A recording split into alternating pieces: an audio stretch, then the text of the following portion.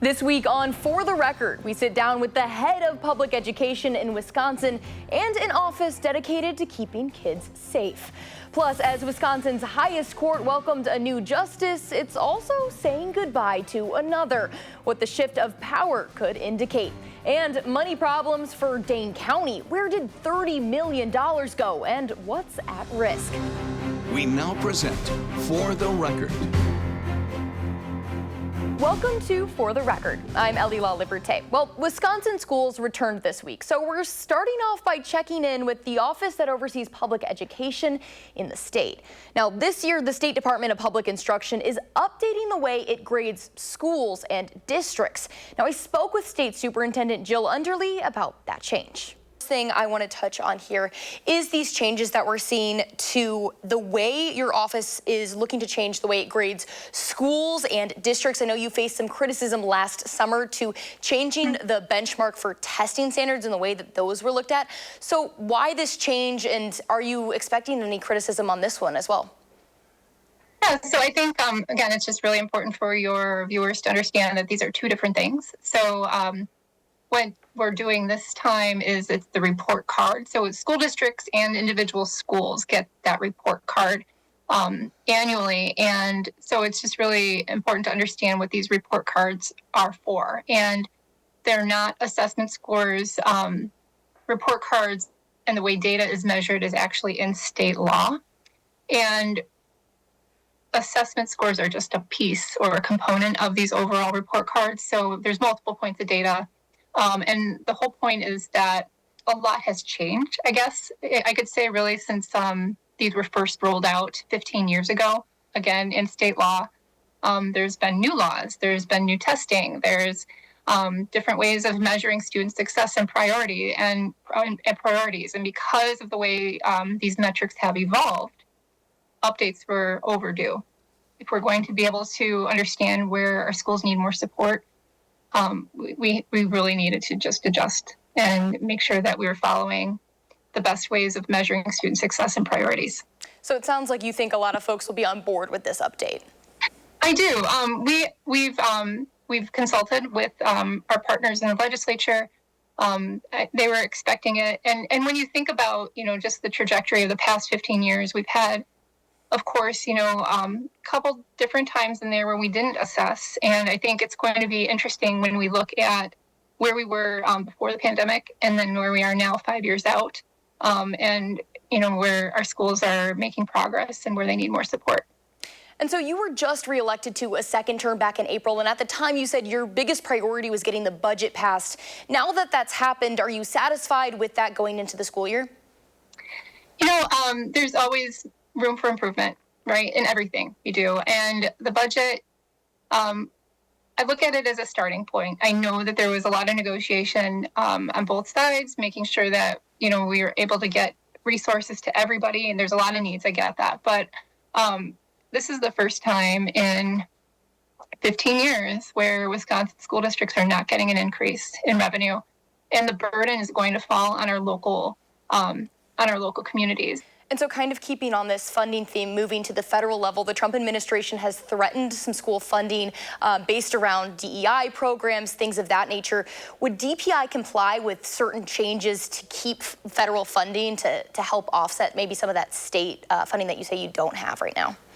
Yeah, well, I'll be very clear. Wisconsin schools already follow the law. So the laws that are there, that are passed by Congress, we are already in compliance with those laws. So, at the end of the day, kids just want to learn, teachers just want to teach. And, it's really, we all want every kid to feel safe and belonging in their school. And so, our schools are doing everything that they're doing, and they're following the law and doing so. And so kind of keeping on that following the law, if there were federal immigration raids in schools, that's been a big conversation, especially at the end of last school year. Is that something that districts within the state would have to comply with? Can you provide some insight there? Yeah, our school districts all have policies on, what to do in these situations. They're never going to release a kid to anybody when they shouldn't be releasing a kid to.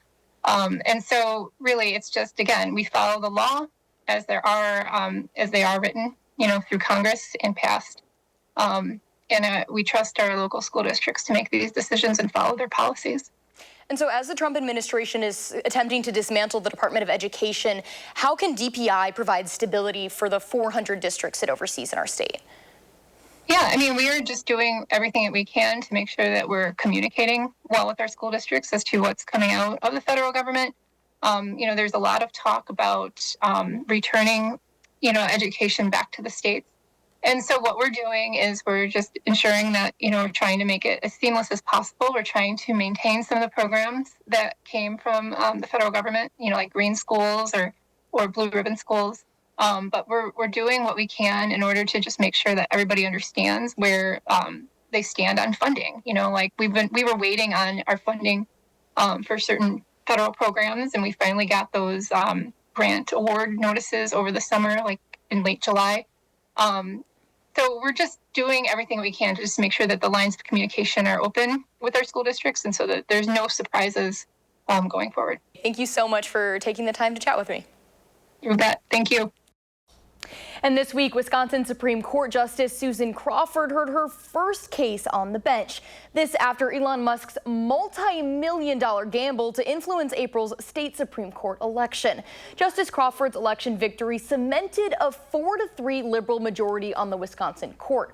Her first case was centered around the Fourth Amendment and whether a person is entitled to a reasonable expectation of privacy with data uploaded to a Snapchat account from their phone. How's that different than a landlord-tenant situation? The tenant didn't create the apartment, does not maintain the apartment, has a relationship probably under a lease that allows that landlord to enter the apartment.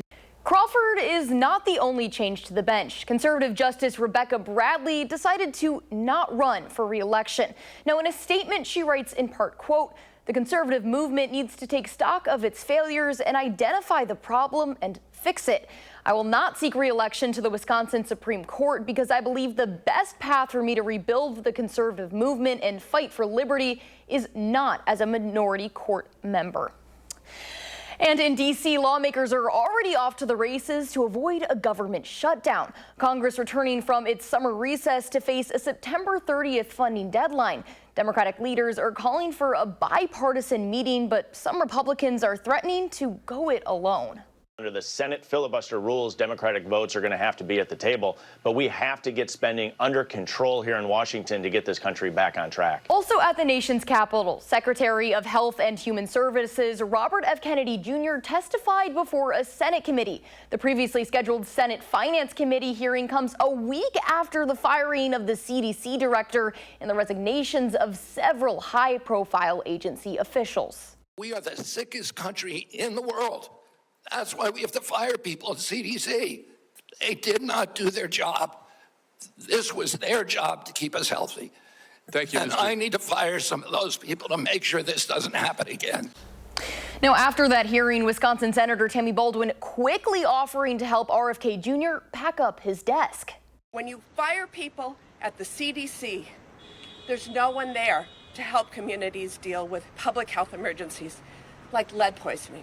And I should know, because that's the exact situation that happened in Wisconsin when children in Milwaukee public schools were exposed to lead paint in classrooms, and no one was there at the CDC to answer the phone.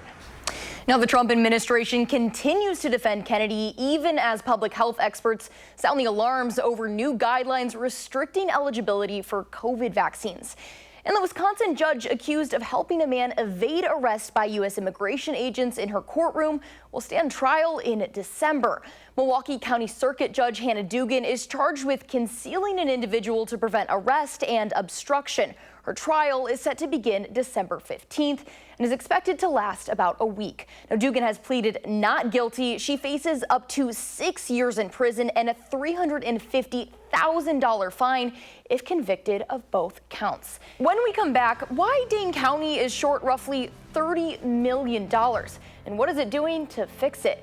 That's next on For the Record.